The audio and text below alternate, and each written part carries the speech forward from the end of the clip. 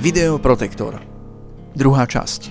Pokiaľ si nevidel prvú časť, tak čekuj popis, nájdeš tam link a môžeš si to pozrieť tak sporadicky. Ale teraz sa vrhneme na náš epilóg o redneckoch, amerických redneckoch. Inak pokiaľ by ťa zaujímalo, kto sú, alebo čo sú redneci, tak aj o tom mám fakt brutálne video, tiež ho nájdeš v popise.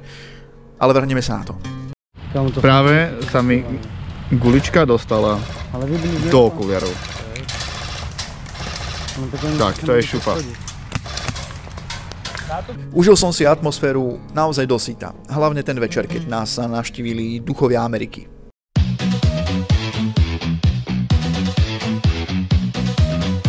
Okrem toho ešte v tú noc, keď som sa zobudil na to, že nám dostanú, ako si praskajú nejaké guličky a ja som následne na to vyletel von z toho stanu polonahý s glokom v ruke zachráňovať naše obydlie.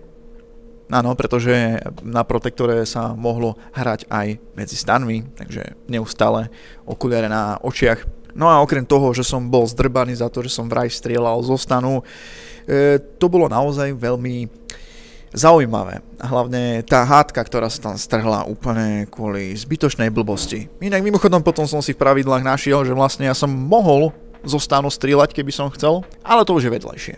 Po tomto dobrodružstve, ktoré som žiaľ nenatočil, pretože, kamo, ja som vyletel zo stanu polonahý, hej, už som to spomínal. Po tomto dobrodružstve som sa vrátil naspäť do stanu a išiel som spať, dokým som sa ráno nezobudil a nedošlo to osudné, kedy sme naložili zbrane do auta a ja som sa neocitol v gulometnej veži. Panečku, to bolo zaujímavé.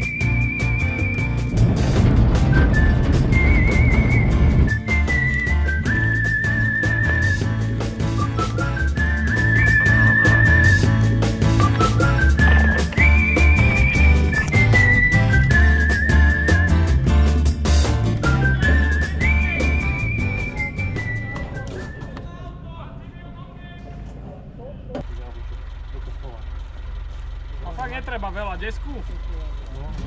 Zablokovali sme križovatku, aby sa cez nás nikto nedostal. Vyberali sme prachy a linčovali sme. Išlo to celkom dobre až na jeden zlomený späťak a skoro narazeného spoluhráča, pretože, viete, bol tam jeden atlet po mozgovej príhode, ktorý si to namieril rovno cez nás. To proste nepochopíš. Mám tu pre vás také malé prerušenie, kedy chcem oznámiť, že opäť dávam do súťaže túto airsoftovú repliku s Eagle procesorovkou od výrobcu Delta Armory.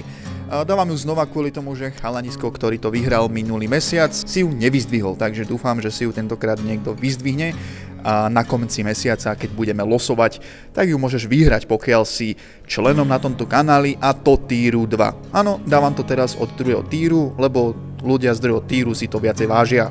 Jo, takže veľa šťastia v súťaži. V popise nájdeš všetky detaily. Jedine vľavo! Čo robíme? Máte veľký, správa pozor! Správa pozor!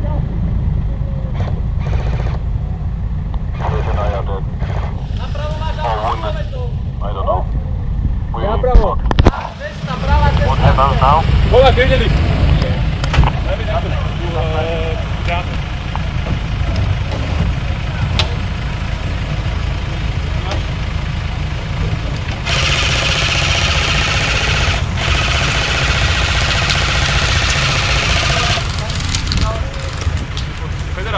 Hej, tu sú federáli. Hej. Začínalo sa stmievať a myslel som si, že sa už nič neudeje, keď sa zrazu zjavilo niekde na ceste, na polnej ceste, svetielko. Ja. Celko, podsúvaj, ideš tam zautočiť na to auto. Poďme na to! Ich geht euch vielleicht ein bisschen vorne. Mir bitte nicht, dass die Karre nach vorne gefahren ist. Komm, Regie, komm.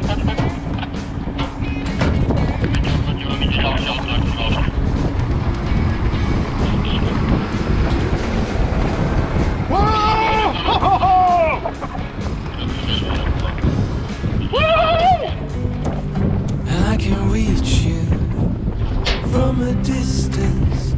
I can, so beautiful.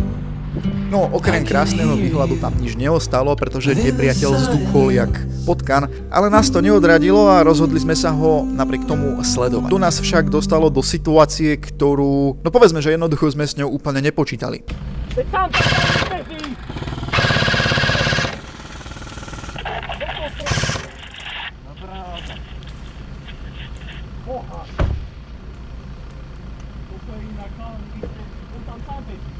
Prečo tam bežal? Rozumiem sa proti 5 autám.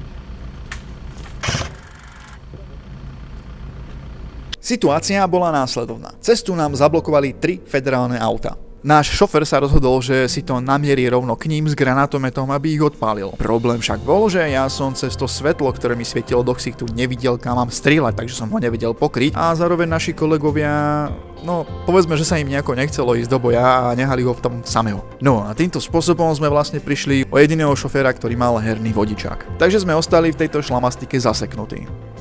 Situácia bola neúspešná. Konštelácia hviezd nebola na správnom súhvezdí a my sme ostali trčať na mieste. Samozrejme, pokúšali sme sa ešte o nejaké kroky, ale už to nebolo na kameru, pretože sa tak zotmelo, že sme si nevideli ani na vlastné zadky. Ale poviem vám, malo to celé naozaj grády. Táto akcia stála za to a na budúci rok určite idem znova, pretože konečne som si mohol zažiť niečo, čo má naozaj úplne iný význam než obyčajná airsoftová pukačka, ku ktorej sa normálne dostanete. Ak si tu nový a zaujíma ťa viac mojich videí, tak ti poviem takú vec. Na kanáli ich mám tak strašne veľa, že prepotíš naozaj veľa hodín pri sledovaní tých videí, hej? Ale bacha na to, niektoré ťa môžu odpáliť, pokiaľ nie si trošku open-minded. Takže servus.